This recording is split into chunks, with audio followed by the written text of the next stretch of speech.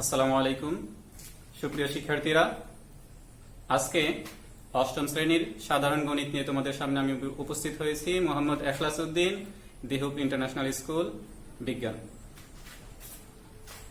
আজকে আমরা আলোচনা করব গণিত বইয়ের দ্বিতীয় অধ্যায়, অধ্যায়ের নাম মুনাফা। যদিও এই অধ্যায়ের মধ্যে শুধু মুনাফা নিয়ে আলোচনা নেই, এর মধ্যে লাভ ক্ষতি, ব্যবসায়িক লাভ ক্ষতি নিয়েও আলোচনা আছে। তারপরেও আমরা শুধু মুনাফা নিয়েই কথা বলবো। আর তোমরা জানো যে মুনাফা দুই প্রকারে আমরা নির্ণয় করে থাকি। মুনাফা দুই ধরনের হয়ে থাকে, একটা সরল মুনাফা, একটা চক্রবৃদ্ধি মুনাফা। মুনাফা যেহেতু দুই প্রকার, তাই আমাদের দুই প্রকার মুনাফাকে আগে বুঝতে হবে। সরল মুনাফা কি? যে মুনাফাটা কিছু পরিমাণ অর্থ ব্যাংকে বা কোথাও গচ্ছিত রাখলে একটা নির্দিষ্ট রেটে যে লাভটা আসে, যে মুনাফাটা আমি অর্জন হয়, সেটা মুনাফা হিসাবেই থেকে যায়, কখনো আসলের সাথে যুক্ত হয় না। এই ধরনের মুনাফাই হচ্ছে সরল মুনাফা। আর যে মুনাফাটা নির্দিষ্ট রেটে অর্জিত হওয়ার পর উক্ত মুনাফাটা আসলে রূপান্তর হয়ে যায়, সেটা হলো চক্রবৃদ্ধি মুনাফা। অর্থাৎ চক্রবৃদ্ধি মুনাফাতে মূলধন ক্রমান্বয়ে বৃদ্ধি পেতে থাকে, বছরান্তর বৃদ্ধি পেতে থাকে। আর সরল মুনাফা মূলধন ফিক্সড থেকে যায়, এই মুনাফার কোনো পরিবর্তন হয় না, বছর বছর শুধুমাত্র মুনাফাটাই বৃদ্ধি পায়। তাহলে আমরা বুঝতে পারলাম সরল মুনাফা হচ্ছে ওই মুনাফা যেটা মূলধন বৃদ্ধি না হয়ে বছর বছর শুধু মুনাফাটাই বেড়ে যায়, সেটা হলো সরল মুনাফা। আর চক্রবৃদ্ধি মুনাফাটা হচ্ছে ওই মুনাফা যেটা বছরান্তে যে মুনাফাটা অর্জিত হয়, সেই মুনাফাটা আসলে রূপান্তর হয়ে যায়, মূলধনে রূপান্তর হয়ে যায় এবং মূলধনটা ক্রমান্বয়ে বৃদ্ধি পেতে থাকে। সুপ্রিয় শিক্ষার্থীরা, তাহলে আমরা এখন বোর্ডের দিকে যাচ্ছি।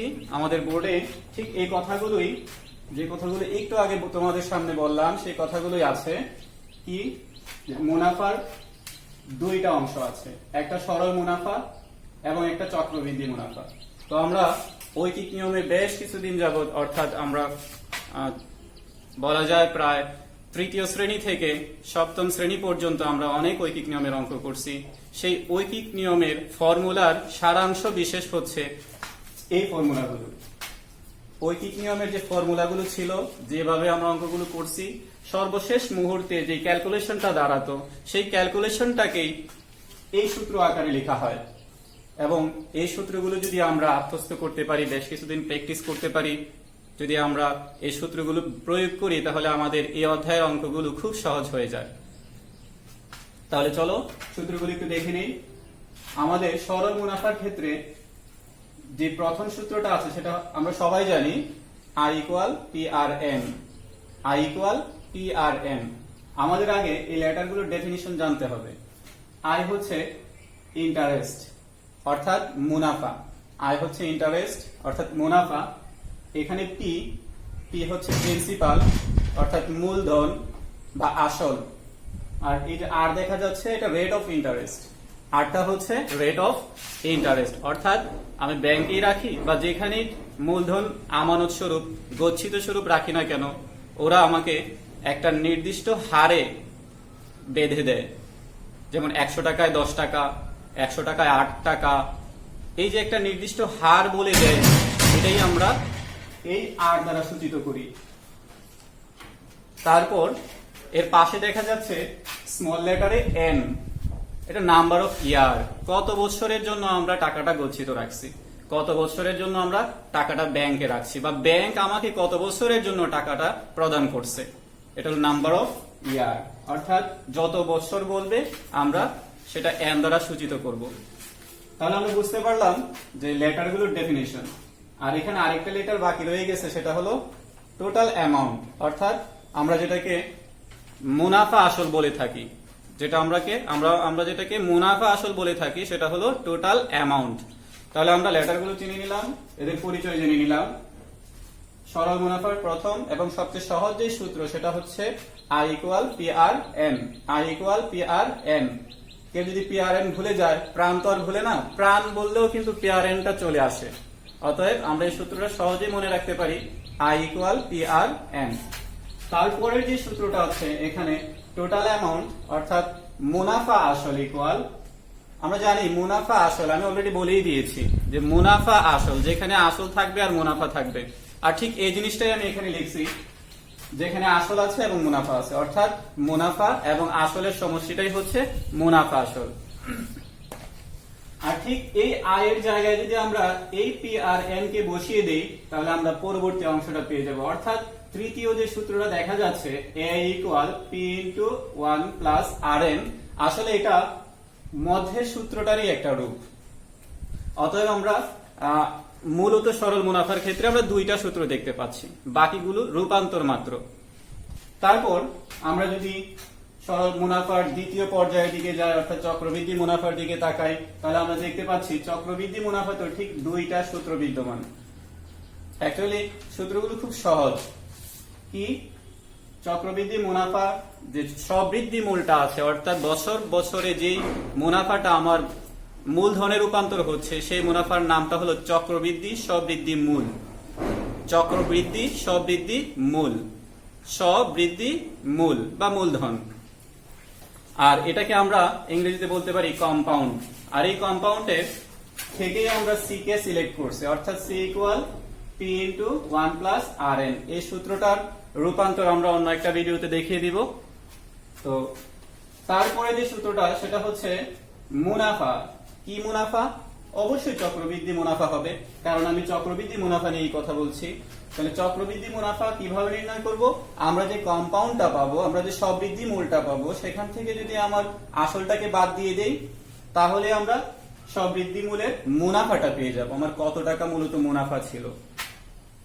সুপ্রিয় শিক্ষার্থীরা, তোমরা সূত্রগুলো নিশ্চয়ই বুঝতে পারছো। চলো আমরা একটা সৃজনশীল প্রশ্নের দিকে যাই, সেখানে কি আছে একটু দেখে নেই।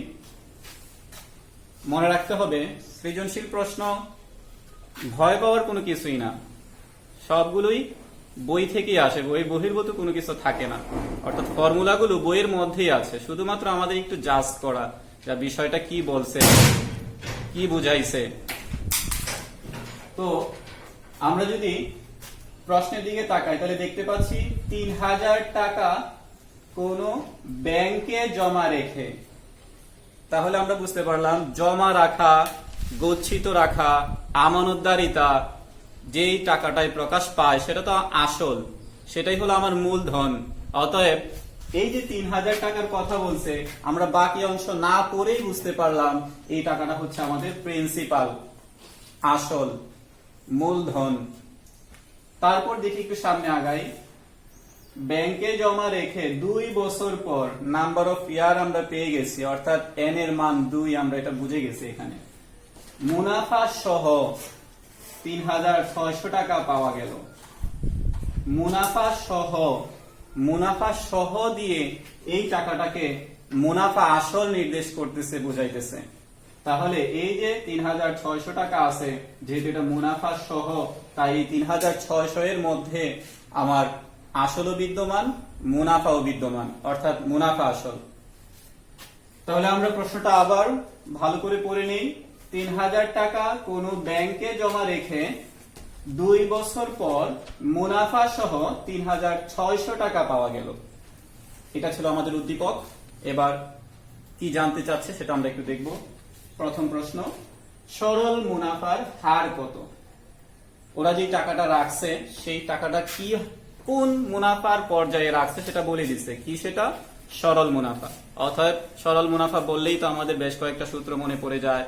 I equal P R N, A equal P plus I, অথবা A equal P into 1 plus R N. তাহলে দেখি আমরা কোন ফর্মুলায় রেখে এই সমস্যাটা সমাধান করতে পারি। আসলে এই সমস্যাটা সমাধান করার জন্য যে ফর্মুলাটা আমরা খুঁজে বের করব, এটা এই উদ্দীপকটাই আমাদেরকে পথ দেখিয়ে দিবে। আমরা নিজেরা এই সূত্র হতে পারে, ওই সূত্র হতে পারে, এরকম তাড়াহুড়া করব না। আমরা শুধুমাত্র এর যে ডাটাগুলো দেওয়া আছে সেটা আমরা এক পাশে উঠিয়ে নিব, অথবা দেয়া আছে দিয়ে উঠিয়ে নিব। একটু আমরা দেয়া আছে দিয়ে উঠিয়ে নেই, তাহলে বুঝতে পারবো কোন ফর্মুলাটা এখানে ব্যবহৃত হবে। তো আমরা যদি ক নম্বরের সমাধানটা দেখি, আমরা লিখতে পারি, দেয়া আছে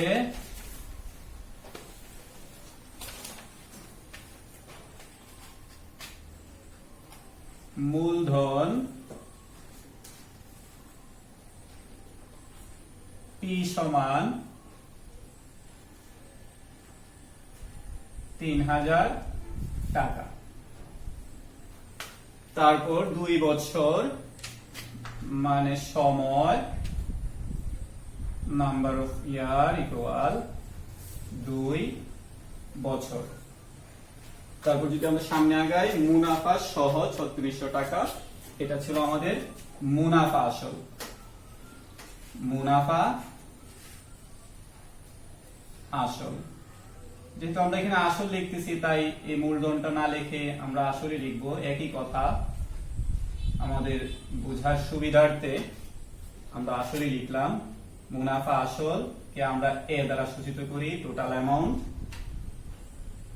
3600 টাকা।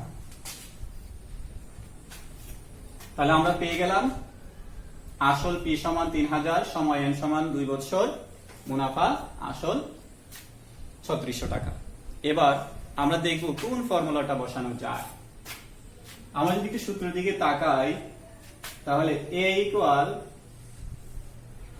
P plus I। এই সূত্রে আমরা I এর মান পুনরায় P আর N বসাইতে পারি। তাহলে আমরা বুঝতে পারলাম যে তৃতীয় সূত্রটাই এখানে প্রযোজ্য হবে। তৃতীয় সূত্রটাই প্রযোজ্য হবে।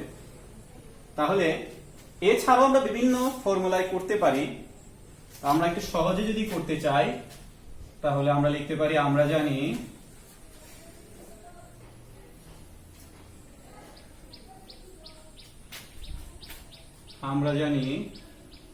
আমরা এটাকে একটু এপাশ ওপাশ করে লিখি। P প্লাস I সমান A। যেহেতু I এর মধ্যে P আর N আছে, তার P কে যদি পক্ষান্তর করে দিই এটা মাইনাস হয়ে যাবে। যেহেতু ওরা চাইছে মুনাফার হার, সরল মুনাফার হার, অর্থাৎ হারকে আমরা rate of interest small r দ্বারা সূচিত করি, তাই 8টাকে রেখে দিয়ে বাকি দুইটাকে পক্ষান্তর করে দিব।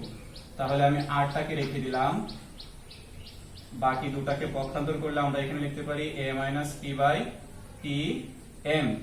যেহেতু হার, তাই আমরা এটাকে 100 গুণ করে দিব পার্সেন্টেজ দেওয়ার জন্য, পার্সেন্ট দেওয়ার জন্য।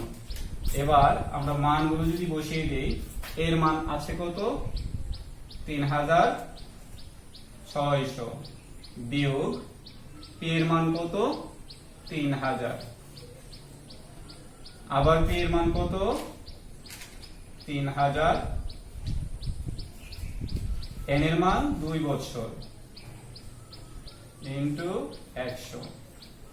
এবার আমরা যদি বিয়োগটা করে নেই, আমরা এখানে পাবো 600, আর এই 600 এর সাথে 100 গুণ, এখানে হয়ে যাবে 3 দুগুণে 6, 6000।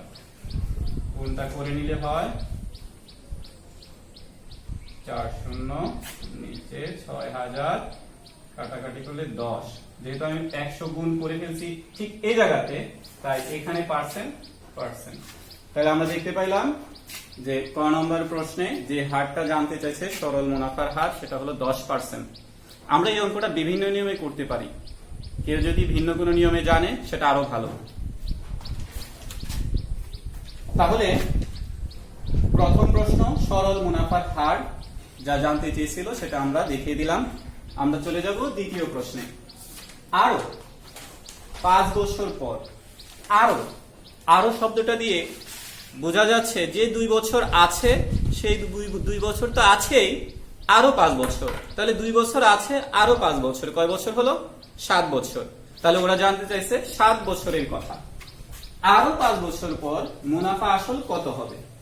আরো 5 বছরের পর মুনাফা আসল কত হবে? তাহলে আমার আসল যদি 3000 হয়, সময় যদি আরো বলে আরো 5 যোগ করে 7 বছর হয়, আর রেট যদি আমার 10% হয়, তাহলে 3টা ডেটা দেওয়া থাকলে তো আমরা সবকিছু বের করতে পারি। তাহলে আমরা নিশ্চয়ই এই অঙ্কটাও করতে পারবো। চলো দেখি।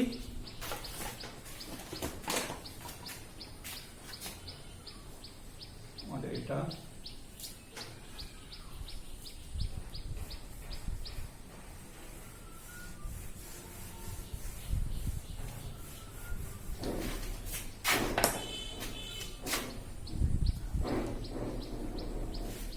আসল ফি সময় 2 যোগ আরো 5 7 বছর মুনাফার হার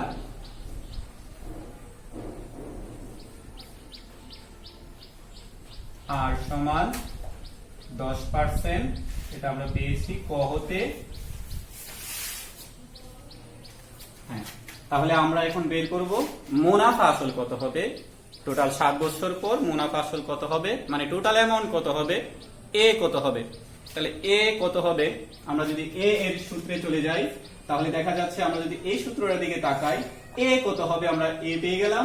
আমাদের প্রিন্সিপাল আসল দেয়া আছে, এক তো ফিক্সড, রেট অফ ইন্টারেস্ট তাও দেয়া আছে, সময় 7 বছর তাও দেয়া আছে। অর্থাৎ আমরা এই সূত্রটাকে ব্যবহার করলেই খুব তাড়াতাড়ি অঙ্কের সমাধানটা পেয়ে যাবো। তাহলে আমরা জানি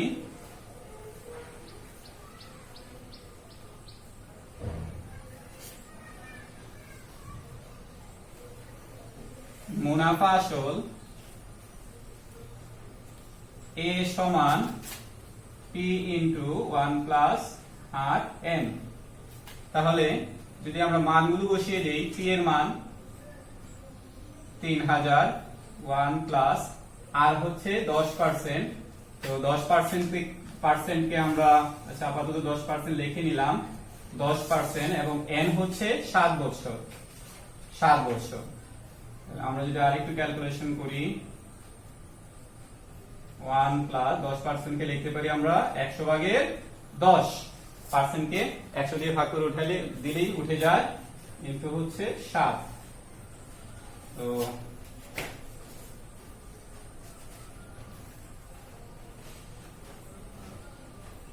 ওয়ান প্লাস 700 770 হবে, এটা 70 এবং 3000। আমরা এটাকে লসাগু নিলে 100 যোগ 70। এবার এই 100 দিয়ে যদি আমরা এটা কেটে দিই তাহলে এখানে থাকবে কেবল 30। 30 গুণ 170 কত হয় দেখি,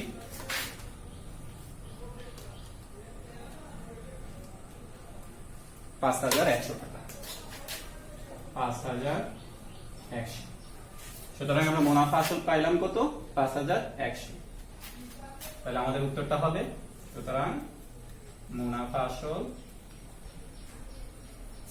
5100 টাকা। বাস হয়ে গেল আমাদের খ নম্বর প্রশ্নের উত্তর। আবার একই গণিত, একই অঙ্ক আরো ভিন্ন নিয়মে করা যায়। আসলে গণিতের শাখার কোনো শেষ নেই, পদ্ধতির কোনো শেষ নেই, অনেকে অনেক রকম করে করতে পারে, সেটা তো অনেক ভালো। কেউ যদি 10 রকমও জানে সেটা আরো ভালো। আমি একটা নিয়মে দেখিয়ে দিলাম, বাকি নিয়মগুলো যদি তোমরা চেষ্টা করো তোমরা নিজেরাই পারবা।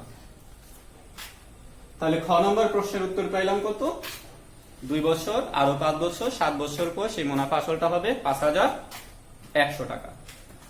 তো আমরা যদি 3 নম্বর প্রশ্নের দিকে তাকাই, গ নম্বর প্রশ্ন, তাহলে আমরা দেখতে পাচ্ছি উক্ত টাকা বলতে উদ্দীপকের উল্লেখিত টাকাকে বোঝাচ্ছে, অর্থাৎ 3000 টাকা। একই হার, আমরা যেই হারটা ক নম্বর প্রশ্নে বের করছিলাম, অর্থাৎ 10%, উক্ত টাকা 3000 টাকা একই হার অর্থাৎ 10% হারে চক্রবৃদ্ধি মুনাফা জমা রাখলে, অর্থাৎ প্রথম দুইটা প্রশ্ন আমরা সরল মুনাফা দিয়ে করছিলাম, এখন তারা স্পেসিফিক করে দিছে যে আমাদের এই অঙ্কটা চক্রবৃদ্ধি হারে করতে হবে। তাহলে চক্রবৃদ্ধি মুনাফা জমা রাখলে 2 বছর পর চক্রবৃদ্ধি মুনাফা ও সরল মুনাফার পার্থক্য কত হবে।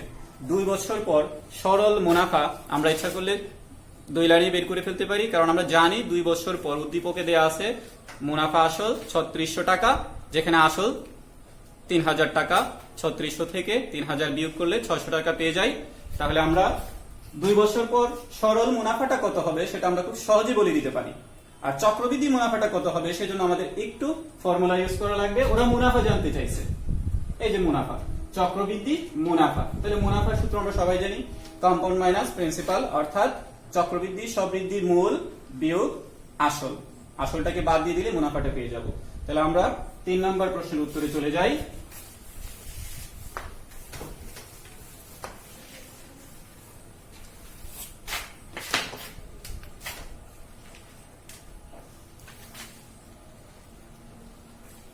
আসল P সমান 3000 টাকা, সময় N সমান 2 বছর এবং মুনাফার হার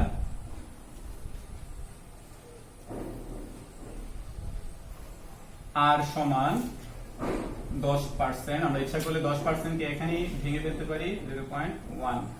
কিভাবে তোমরা জানো কিভাবে, সেটা হলো 100 দিয়ে ভাগ করে 0.1।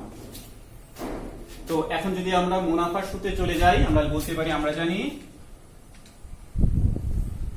জানি চক্রবৃদ্ধি মুনাফা সমান C মাইনাস P। তো C এর মান কি? আমরা কম্পাউন্ডের সূত্রটা জানি, P ইন্টু 1 প্লাস R পাওয়ার n। তাহলে আমরা লিখতে পারি P ইন্টু 1 প্লাস R, সূচক থাকবে n, আর মাইনাস P। তো আমরা যদি মানগুলো বসিয়ে দেই, P এর মান 3000 টাকা, 1 তো 1, আর এর মান হচ্ছে আমরা একদম নিয়ে আসছি 0.1, আগে ভেঙে ফেলছিলাম, সূচক আছে 2 বছর অর্থাৎ 2 বিয়োগ হলো 3000। তো আমরা যদি ক্যালকুলেশন করি, ভিতরের মানটা হবে 1.1, আর 1.1 আছে কয়টা? সূচক 2, অর্থাৎ 1.12টা বিয়োগ হলো 3000। এবার আমরা এখানে গুণটা করে নিই।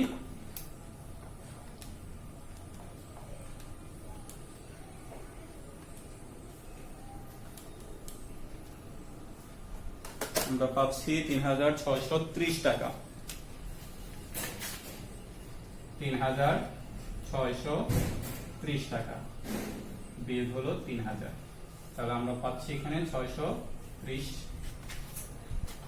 তাহলে শিক্ষার্থীরা তোমরা দেখতে পারলে যে চক্রবৃদ্ধি মুনাফাটা আসছে 630। এবার আমরা চলে যাব সরল মুনাফাটা বের করার জন্য। সরল মুনাফা বের করতে হলে আমরা লিখতে পারি সরল মুনাফা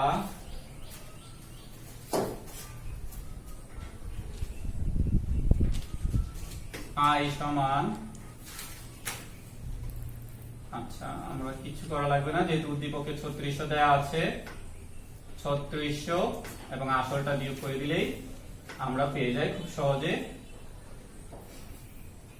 সেটা হলো 600 টাকা। তাহলে চক্রবৃদ্ধি মুনাফা পাচ্ছি আমরা 630 টাকা এবং সরল মুনাফা পাচ্ছি 600 টাকা। পার্থক্য কত সেটা তোমরাই নির্ণয় করতে পারো, 30 টাকা। তাহলে আমরা নির্ণয় করে দিচ্ছি, সুতরাং পার্থক্য 630 আসসালামু আলাইকুম